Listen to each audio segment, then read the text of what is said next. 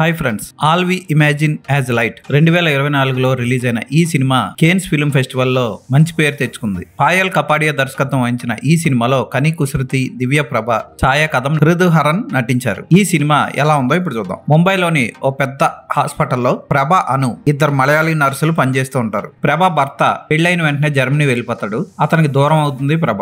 అను ఒక ముస్లిం అబ్బాయి షియాజ్ తో లవ్ లో ఉంటుంది. వాళ్ళిద్దరూ ఏకాంతంగా గడపడం కోసం, శృంగారంలో పాల్గొనడం కోసం రకరకాల చోట్లు వెతుక్కుంటూ ఉంటారు. సరైన చోటు వెతుక్కుంటూ ఉంటారు. పార్వతి అనే వంటావిడి ఆస్తి కోసం పోరాడుతూ ఉంటుంది.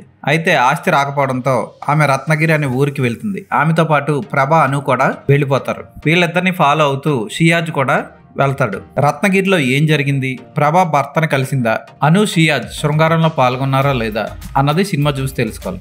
పాయల్ కపాడియా దర్శకత్వంలో వచ్చిన ఈ సినిమా మరీ అంత గొప్ప సినిమాలా నాకైతే అనిపించలేదు. బొంబాయిలో ఇద్దరు మలయాళీ నర్సులు వాళ్ళ జీవితంలో జరిగే సంఘటనలు తెర మీద చూపించింది అంతే.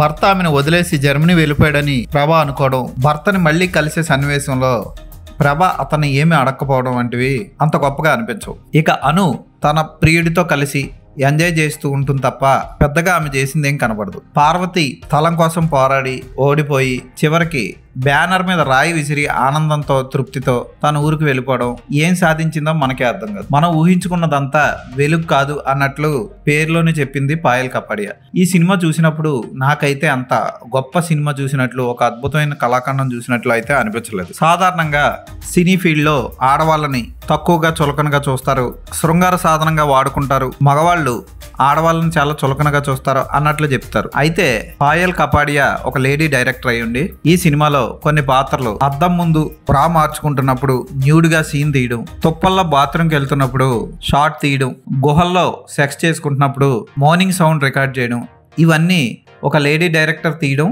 హర్షణీయంగా చెప్పుకోవచ్చు.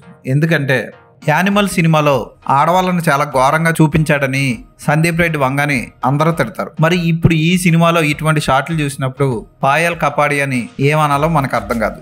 అంటే ఆడవాళ్ళకి ఆడవాళ్ళే చులకననా, లేదా ఆమె సహజంగా ఉండే సీన్ని సహజంగా తెరకెక్కించిందని చెప్పాలా అర్థం కాదు. ఈ సినిమాలో చెప్పుకోవడానికి మంచి పర్ఫార్మెన్స్ ఇచ్చింది అయితే కని కుసృతి. ఆమె ఎప్పట్లాగే మంచి నటన నటించింది. చాలా న్యాచురల్ మేకప్తో, కళ్ళతోనే అద్భుతమైన ఎక్స్ప్రెషన్స్ ఇచ్చింది. ఇక అను పాత్రలో దివ్య ప్రభ ఎక్స్పోజింగ్ బాగా చేసింది. ఒక రొమాంటిక్ సన్నివేశం కూడా చేసింది. ఆమె పాత్ర కూడా కొంచెం కామంతో ఉన్నట్లు అనిపిస్తుంది. ఇక ఛాయ కథం పోషించిన పార్వతి పాత్ర వంట చేస్తూ రియల్ ఎస్టేట్ అక్రమదారుని ఎదుర్కోలేక బాధపడే క్యారెక్టర్లో ఓకే అనిపిస్తుంది. హృదయహరన్ నార్మల్ గా శృంగారం కోసం తాహతాలాడే కుర్రాడిగా పర్వాలేదు అనిపిస్తాడు. ఆనంద్ సమీ క్లైమాక్స్ లో పోషించిన పాత్ర ఓకే అనిపిస్తుంది. కాకపోతే క్లైమాక్స్ అంత గొప్పగా అనిపించదు. ఫోటోగ్రఫీ, బ్యాక్గ్రౌండ్ మ్యూజిక్ సినిమాకి ప్లస్ అని చెప్పొచ్చు. ఈ సినిమాకి ఎంత కావాలో అంతే ఇచ్చారు వాళ్ళిద్దరు. కేన్స్ ఫిల్మ్ ఫెస్టివల్లో మరి ఏం చూసి ఇచ్చారో నాకు అర్థం కాలేదు. కానీ ఈ సినిమా ద్వారా పాయల్ కపాడియా ఏం చెప్పాలనుకుందో నాకైతే అర్థం కాలేదు. ఈ సినిమాకి నేను ఇచ్చే రేటింగ్ 3/5.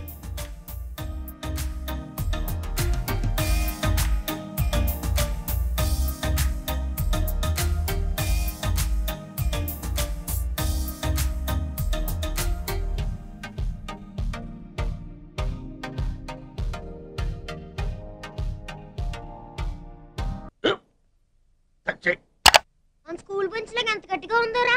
కొట్రా, కొట్టు, పర్లేదు, కొట్టు. పెట్టేసింది బాబాయ్. ఏంటి నువ్వు కొడతావా?